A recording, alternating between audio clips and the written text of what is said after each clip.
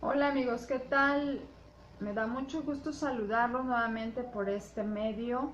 Muchísimas gracias por continuar en este estudio del libro de Historia Ancestral de México, que es un libro de educación básica para la descolonización de la historia del maestro Guillermo Marín.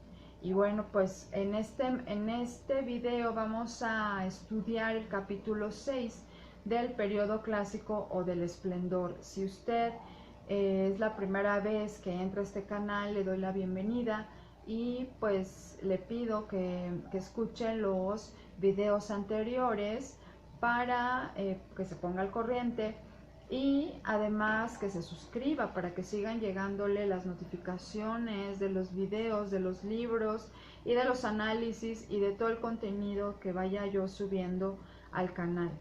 Entonces, sin más, pues les doy la bienvenida y vamos a empezar con este capítulo 6 que lleva por título Periodo Clásico o del Esplendor. Nuestros viejos abuelos, por ellos mismos, sin que nadie les enseñara nada, se tardaron varios milenios para inventar todo el conocimiento necesario para iniciar el periodo más importante de nuestra civilización madre, conocido como periodo clásico o del esplendor. Fueron más de 10 siglos luminosos que permitieron alcanzar los más altos niveles de calidad de vida para todos los pueblos. Este extraordinario conocimiento, único en la historia de la humanidad, se debió, entre otros factores, a 6 elementos culturales que compartieron todos los pueblos y culturas a partir de una misma matriz de conocimiento llamada Toltecayotl, que de alguna forma sigue viva en el ser más profundo de nuestra primigenia identidad, de todos los que ahora nos nombramos mexicanos.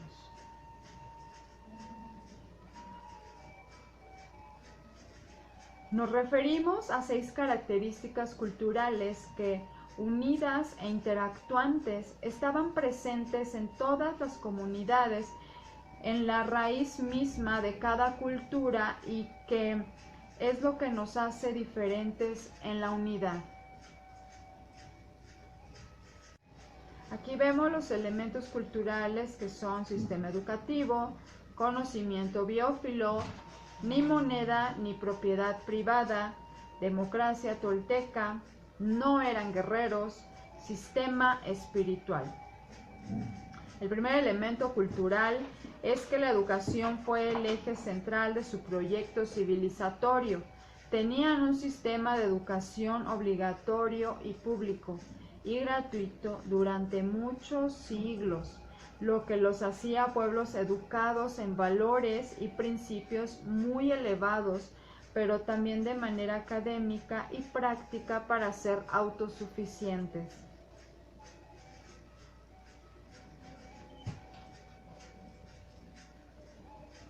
El segundo elemento cultural fue que su conocimiento fue biófilo, es decir, que auspiciaba y alentaba la vida.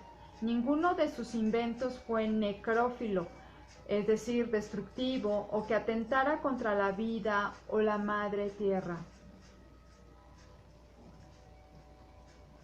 El tercer elemento fue que no existió la moneda ni la propiedad privada. La propiedad era colectiva y el intercambio por medio del trueque. Esto impidió la avaricia, la acumulación, la explotación y el consumismo.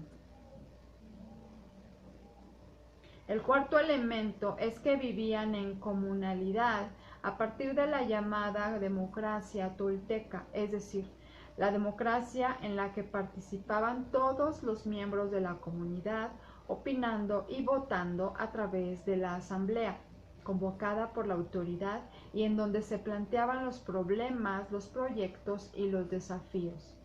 La comunidad los discutía y luego emitía un voto, como anteriormente lo hemos mencionado. Las decisiones eran ejecutadas por la autoridad, es decir, que las autoridades mandaban obedeciendo. Esta democracia sigue en funciones afortunadamente en cientos de municipios indígenas y campesinos del país. El quinto elemento cultural es que no eran pueblos y culturas guerreras contra todo lo que han dicho acerca de nosotros, los invasores y los colonizadores. Nuestros antepasados eran pueblos pacíficos, en donde las armas, la milicia y las guerras de exterminio y dominación no existieron más que al final, 81 años antes de la invasión española. La prueba irrefutable de esta verdad es que, pese a tener la capacidad de inventar increíbles logros como el maíz o la primera calculadora del mundo, a la que llamaron Nepohualtzin, jamás inventaron una sola arma. Se tenían las mismas que recibieron de la época de las cavernas, con las cuales enfrentaron la invasión española.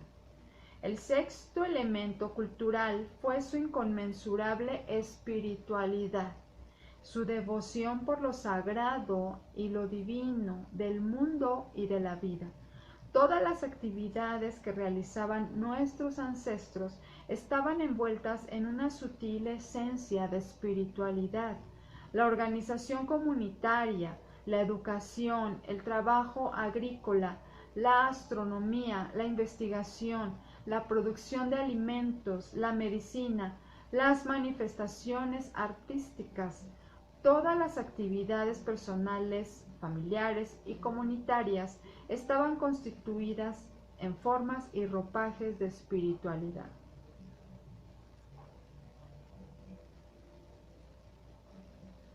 Cuando una persona, una familia o una comunidad posee educación, un conocimiento biófilo, no dependen de la visión económica de la vida y de la propiedad privada, cuando viven respetuosamente en democracia, cuando no son violentos ni guerreros y ponderan la espiritualidad como un bien común, se puede afirmar que han alcanzado el estado más alto de desarrollo humano.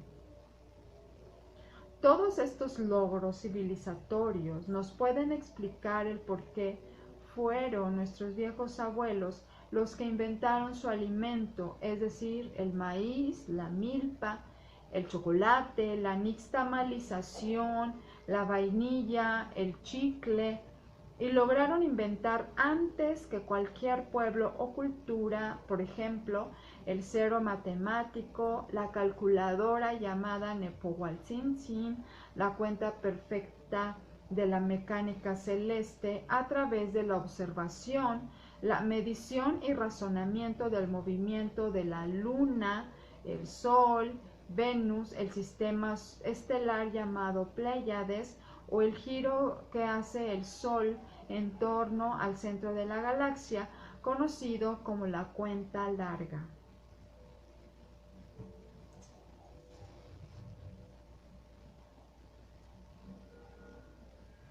Fueron también la civilización que construyó más pirámides del mundo antiguo, la que creó el primer sistema público de educación, la primera y más antigua democracia, el juego más antiguo y vigente de pelota, junto con las civilizaciones de China e India, aportaron a la humanidad la farmacopea, es decir, el uso de las plantas con fines curativos, o las grandes cocinas a nivel mundial.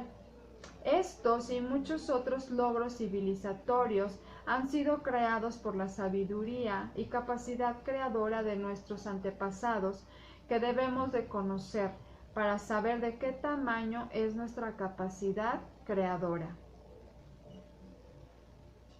Pero toda esta sabiduría se puede sintetizar en un solo concepto, Toltecayot, que se puede traducir como la sabiduría y las instituciones de los toltecas.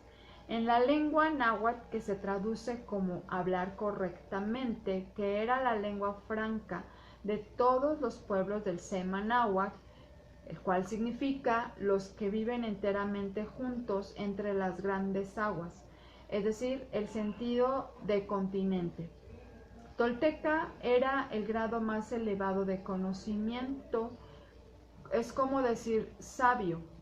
Literalmente, tolteca se traduce como el que vive o pertenece al Tolan, que a su vez Tolan se le llamaba al centro de investigación y estudio de la Toltecayotl, que hoy conocemos como zonas arqueológicas. Así podemos decir, los toltecas estudiaban e investigaban la Toltecayotl en los Tolan de todo el Semanáhuac. La Toltecayotl es toda la sabiduría y el conocimiento que crearon a lo largo de los milenios nuestros antepasados. La Toltecayotl se enfocó en resolver los desafíos de la vida humana, tanto los de orden material o de subsistencia, como los de orden espiritual de trascendencia de la existencia. La Toltecayotl va desde la invención de la agricultura hasta los conocimientos más elevados sobre la mecánica celeste y sobre la física cuántica. Los viejos abuelos crearon una espiritualidad muy elevada. Ellos asumían que existía una fuerza superior que era invisible, impalpable e innombrable, lo que la cultura occidental llama Dios, Padre. Por tal razón, metafóricamente le llamaban aquel por quien se vive, el que está aquí en todas partes y al mismo tiempo, noche, viento. Aseguraban que era una vibración, una altísima frecuencia, haciendo referencia a la energía, o Linjolistli, entendido como vida y movimiento.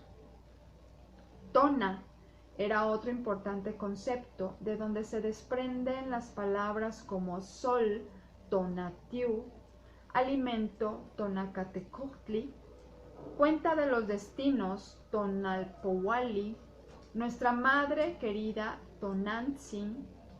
Tona es igual a energía.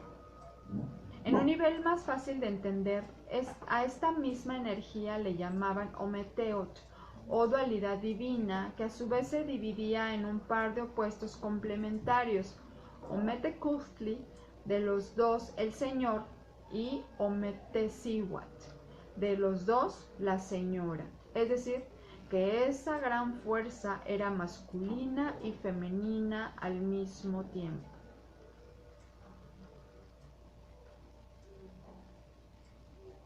Metafóricamente, esa pareja tuvo 4 hijos, llamados los 4 Tezcatlipoca, que significan los 4 rumbos de la existencia, los 4 colores y los 4 elementos, que también se conocen como Tezcatlipoca negro, asociado al norte con la muerte y con el viento; Tezcatlipoca rojo o Xipetotec, asociado al este y con el fuego; con Tezcatlipoca blanco o Quetzalcóatl, asociado al oeste con la sabiduría y la tierra; y Tezcatlipoca azul o Tlaloc, asociado al sur con la vida y con el agua.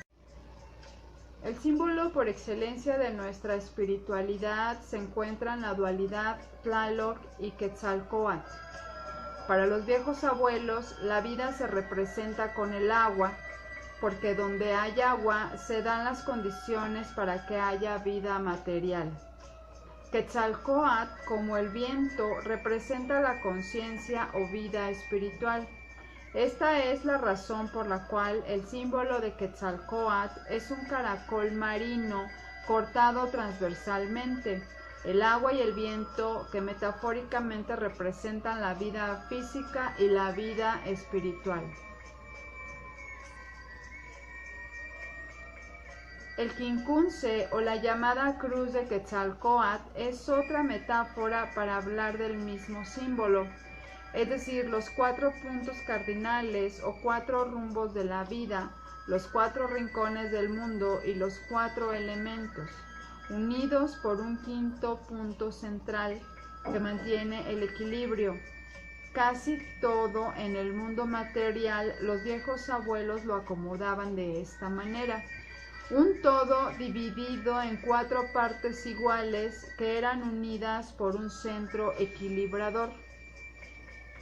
podría ser en una zona arqueológica en donde vemos generalmente un patio cuadrado o rectangular con 4 construcciones hacia los puntos cardinales.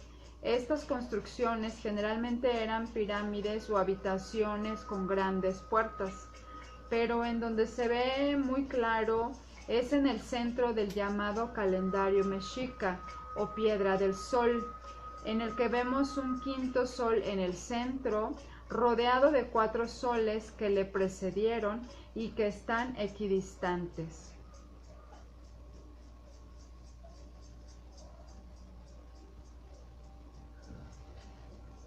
La Toltecayot es el arte de vivir en equilibrio. Los viejos abuelos toltecas buscaron el equilibrio como el bien más preciado del ser humano, el equilibrio adentro de su corazón, hasta hacerlo florecer, el equilibrio con los seres vivos que le acompañan en el caminar de la vida, el equilibrio en todas las obras materiales e inmateriales que construyeron. Y todo esto lo aprendieron de observar sistemáticamente y rigurosamente por decenas de siglos el movimiento cíclico de las estrellas y los astros o planetas, de razonar e interpretar estos movimientos que en un concierto cósmico se repetía sin cesar una y otra vez. De allí pusieron su atención y concentración en la Madre Querida, descubriendo nuevamente este maravilloso equilibrio que existía tanto en la bóveda celeste como en el mundo inmediato en el que vivían con animales, plantas e insectos. Este conocimiento los llevó a descubrir que el arte de vivir es servir para mantener este equilibrio. Por esta sabiduría crearon el camino del guerrero, aquel ser humano consciente que lucha una batalla florida por buscar el equilibrio en su vida a través de la virtud, la bondad y el amor. Las armas de estos guerreros interiores eran flor y canto, entendidos como la medida y la sabiduría. Los testimonios materiales que hoy nos impresionan como las pirámides son su legado y se convierten en un reflejo de sus inconmensurables logros espirituales que viven en lo profundo de cada uno de nosotros y que debemos despertarlos porque han estado adormecidos en estos 5 siglos de colonia.